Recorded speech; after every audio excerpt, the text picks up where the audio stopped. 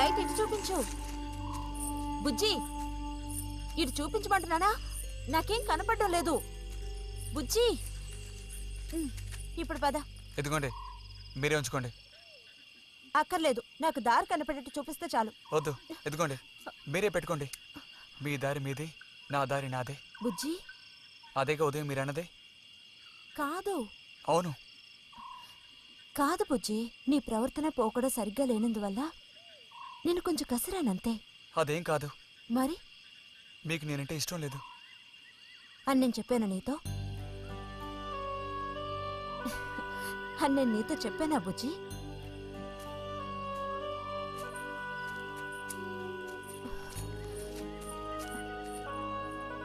నీ మీద నాకేం ద్వేషం లేదు బుజ్జి. మరి ఉదయం ఎందుకలా అన్నావు? ఏమని? నీతో మెలగొద్దని అన్నావా లేదా?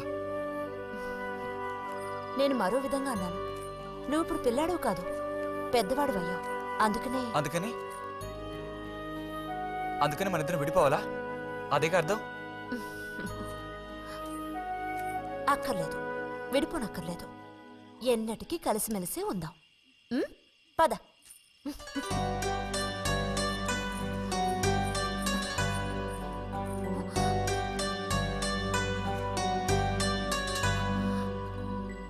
అరెరే, ఏంటిది చిన్నపిల్లాళ్ళ ఏడుస్తున్నావా బుజ్జి?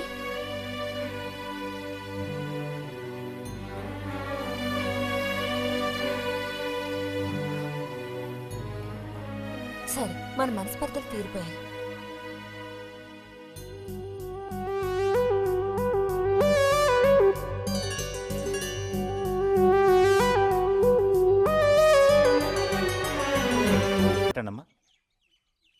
బుజ్జి, ఏంటమ్మా? ఇదిగోండమ్మా, వస్తాను. ఏంటి?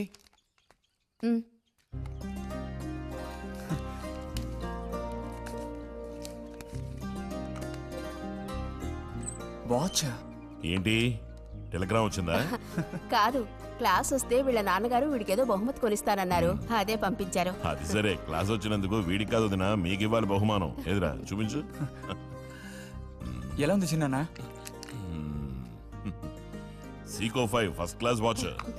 చూడమ్మా. చాలా బాగుంది నాన్న. గిన్నెలో నీళ్లు పడుతున్నట్టు సౌండ్ వస్తుంది. బాగుందిరా, ఇదిగో వేసుకో. వెళ్దామా?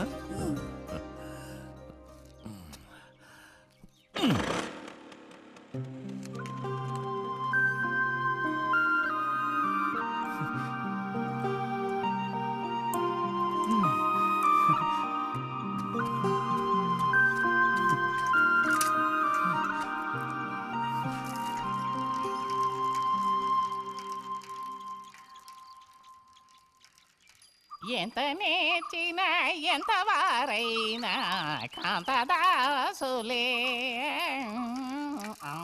అరే, తెగిపోయిన గాలిపటంలా ఎటు బయలుదేరావు? కొత్త వాచ్ చూసావా? మా నాన్నగారు పంపించారు. ఏది చూడు. ఆహా, నువ్వు మహా శ్రీమంతుడులా ఉన్నావు. ఊరికే దిష్టి పెట్టకాయ బాబు. బాలక, ఇప్పుడు టైం ఎంతైంది? 10:30 ఓహో, సరే, బయలుదేరి ఇంకా చూపించి తీసుకెళ్ళి. పోతే అనుకున్నట్టే ఆ భస్మం పనిచేసింది. పాపం, అనుభవించే యోగం నీకు లేదు. యోగం ఉన్నవాడికి దక్కబోతోంది. అర్థం కాలేదా? పిల్లని చూడటానికి వచ్చారు.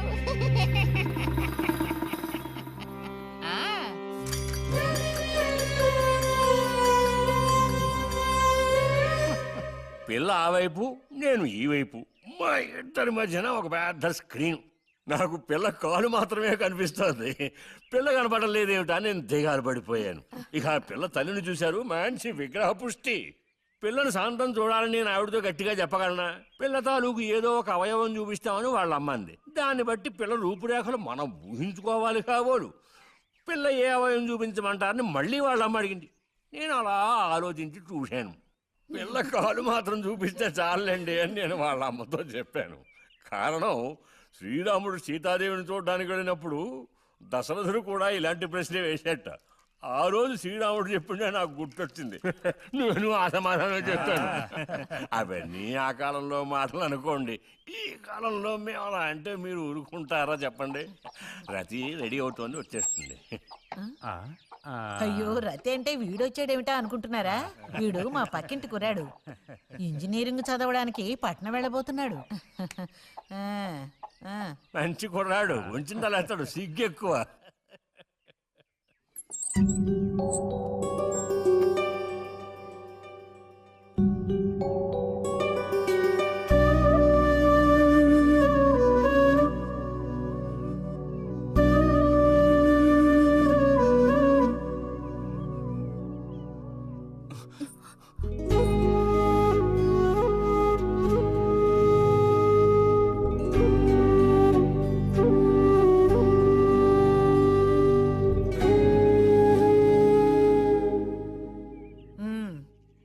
అమ్మాయి రతి, వాళ్ళందరూ నిన్ను చూడడం కోసం అక్కడ కాచుకుని ఉన్నారు. నడు లోపలికి.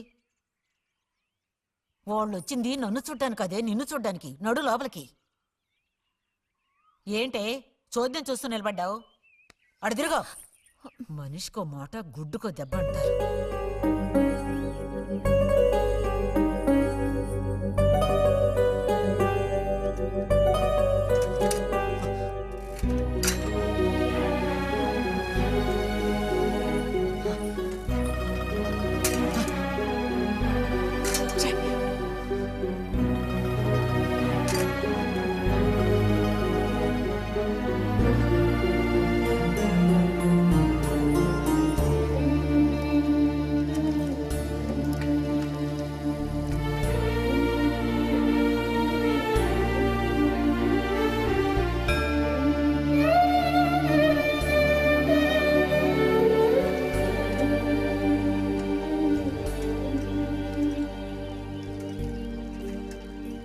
మేము ఊరికెళ్ళి ఉత్తరం రాస్తాం.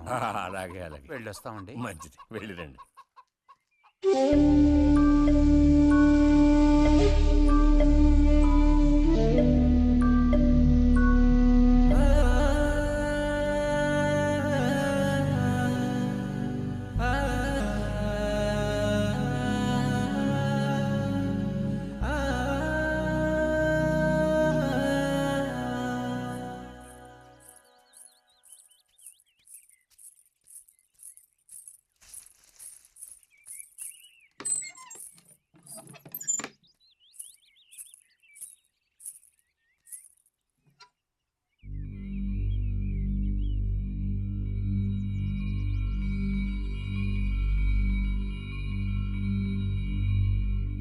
బుజ్జి,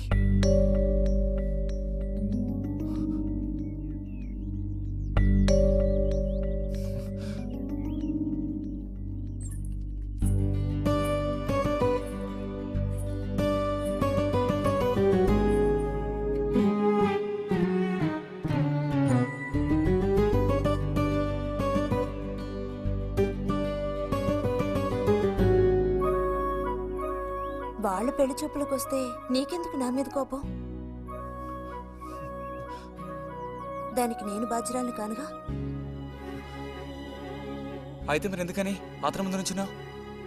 వెళ్ళి నుంచుంటే ఇంకేముంది, నీకు పెళ్ళి అవుతుంది. చేసుకున్నాక ఇలాగే అంటావా నేనే బాధ్యురాలని?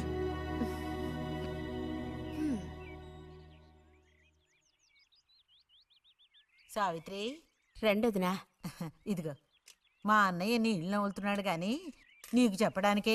నాకు మాత్రం ఆ అబ్బాయి బాగా నచ్చాడు. వాళ్ళు అసలు అమ్మాయికున్న సర్పదోషం గురించి పట్టించుకోనే లేదు. ఏదో ఉన్నంతలో అమ్మాయికి ఏ కొరత రాకుండా చూసుకునే స్తోమత ఉంది కదా. అదుంది. మరి అప్పుడైతే ఇక దేని గురించి ఆలోచించక్కర్లా. వచ్చిన అతనికి నువ్వు నచ్చావా? నచ్చుండొచ్చు. అతను నీకు నచ్చాడా? ఎవరు? వచ్చిన అతను నచ్చలేదు. ఇష్టం లేని వ్యక్తితో నువ్వెలా కాపురం చేయగలవు? అలాంటి అతన్ని ఎందుకు పెళ్లి చేసుకోవడం? ఎవరన్నారు నేను అతన్ని పెళ్లి చేసుకుంటానని? చేసుకోవా? చెప్పు, చేసుకుంటావు లేదా?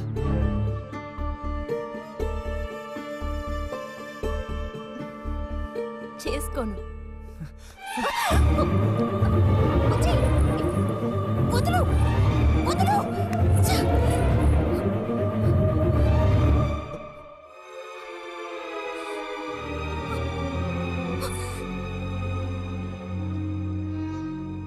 ఇంటికి పదవే.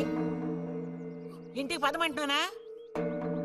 గొంతు నువ్వు చొప్పు సిగ్గులేదా? ఓ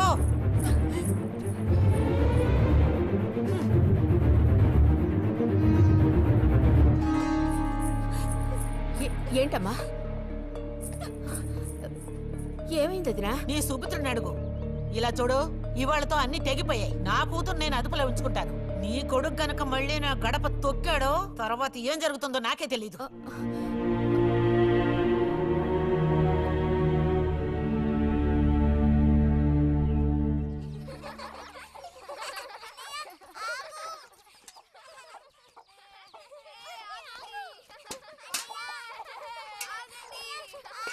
చాలు చాలు, ఆడింది చాలు, పొండి. ఇప్పటి వరకు ఇలా ఆటలాడి మా కొంప ముచ్చింది చాలు. పొండి మీ ఇళ్ళకి. చెప్పేది మీ కాదు, ఇంకోసారి మా ఇంటికి వచ్చారంటే మరీ అది దక్కదు. పొండి మీ ఇళ్ళకి. ఎందుకే వాళ్ళ మీద విరుచుకుపడతావు? మీరు వెళ్ళండి నాయన, వెళ్ళండి. అనవసరంగా పిల్లల మీద నీ కోపం చూపించద్దే అని నీకు ఎన్నిసార్లు చెప్పాను. మరి ఇంకేం చేయను? ఎత్తుకుని ముద్దులాడినా? తప్పే ఉంది. ఇంకో 2 రోజుల్లో ఆ బుజ్జిగాడు కాలేజీకి పోతాడు. అంతవరకు నీ నోట మాట వినపడకూడదు. విన్నాను, నిన్ను ఇక్కడే చంపి పాచేస్తాను. జాగ్రత్త. అందరికి తేరగా నేను ఒక్కతినే దొరికాను. నా కర్మ.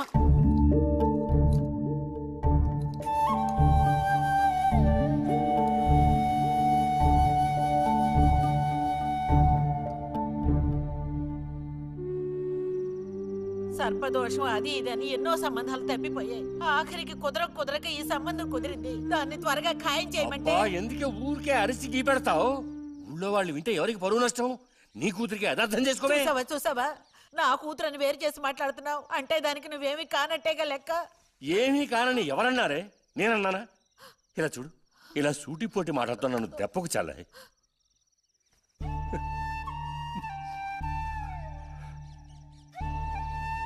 నాలో ఉన్న తపనేంటో నీకు అర్థం కావటం లేదు. ఓ కథా కార్యం అంటే దానికి ఎవరున్నారు చెప్పు? తోబుట్టువే సాయం చేయలేదంటే ఇక ఊళ్ళో వాళ్ళు ఎవరు సాయం చేస్తారు? అయ్యో, సాయం చేయనని ఎవరన్నారే? ఇంతకీ నీకు ఆ కుర్రాడు నచ్చాడా? బాగా నచ్చాడు. సరే, నేను వెంటనే ఖాయం చేస్తాను. నువ్వు కంటతడి పెడితే నేను తట్టుకోలేనే. కాస్త నిబ్బరించుకో.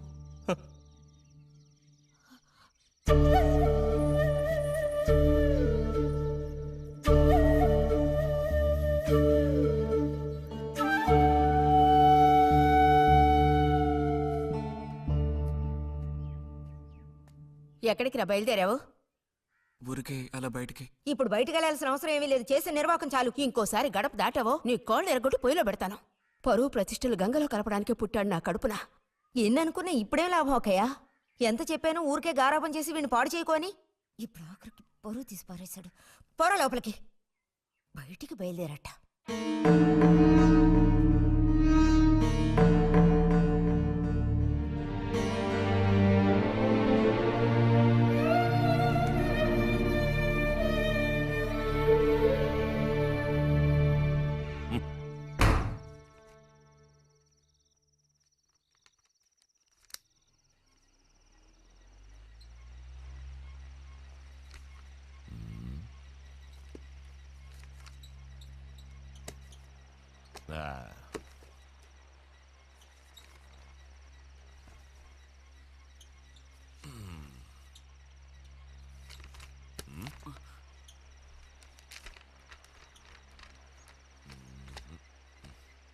ఏమిటి విశేషాలు బుజ్జిగారు?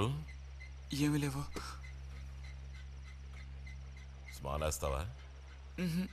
దమ్ములాగుతావా? లేదు. రే, మగ పుట్టుకంటూ పుట్టాక కొన్ని అలవాట్లు ఉండాలిరా. అవన్నీ వీళ్ళకి తెలియవు. కాకపోతే కాస్త చాటుమాటుగా గుట్టుగా అన్నీ చేసుకోవాలి.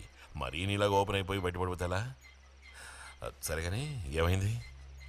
ఏది ఏమైందిరా? నాకు విషయం తెలిసిలే, అంతా విన్నాను నేను. ఇలా చూడు, ఇంకోసారి ఇలాంటి పిచ్చి వేషాలు వేయకూడదు, అర్థమైందా? నేను స్ట్రిక్ట్ గా చెప్పేశానులే. మిమ్మల్ని లాభం లేదు. అరే అది కాదు, వస్తానురా. మీకు అసలు బుద్ధుందా? వాడిని 4 తిట్టకుండా. ఎందుకని వాడిని తిట్టాలి? ఎందుకా? అంటే వాడు చేసింది కరెక్టేనని సమర్థిస్తున్నారా? నువ్వు టీచర్వే గాని పిల్లల మనసు నీకు బొత్తిగా అర్థం కాదే. అబ్బో, వీరికి బాగా అర్థం అవుతుంది. నాకు అర్థం అవుతుంది. నేను ఈ వయసు దాటి వచ్చిన వాడినేనే. ఈ వయసులో ఇలాంటివి జరుగుతాయి. అది తెలుసుకుని జాగ్రత్తగా ప్రవర్తించాల్సింది మీరే. ఏంటి మేమా? ఆ, నీకు అర్థమేంటి చెప్తాను. ఈ కౌమార వయసు అనేది కళ్ళలేని గుర్రం లాంటిది. ఈ వయసులో ఉన్న పిల్లలు ఎక్కడికి వెళుతున్నారు, ఏం చేస్తున్నారు, వాళ్ళ ఫ్రెండ్స్ ఎవరు, ఇవన్నీ వాచ్ చేయాల్సింది ఇంట్లో ఉన్న పెద్దవాళ్ళైన మీరే. ఒకవేళ వాడేదైనా తప్పు చేస్తే వెంటనే వాడిని కొట్టడం తిట్టడం కాదు మీరు చేయాల్సిన పని. మరి మరి వాడికి అర్థమయ్యేటట్టు అడ్వైస్ చేసి మెల్లగా మన దారిలోకి తెచ్చుకోవాలి. అడ్వైస్లోనే టైం అంతా వేస్ట్ అయిపోతుంది రా. మీరొకరు.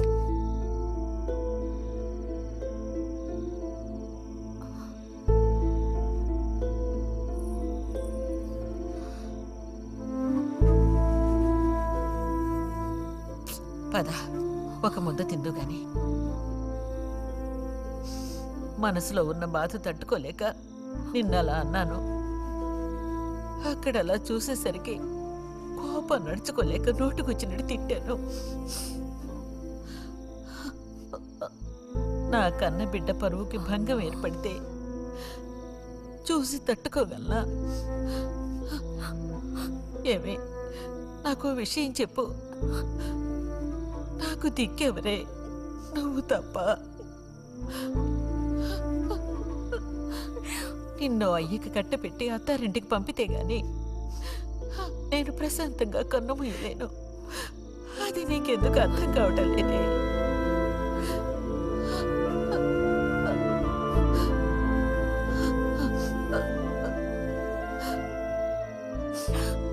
నా బంగారు తల్లివి కదూ, వచ్చి తినవే.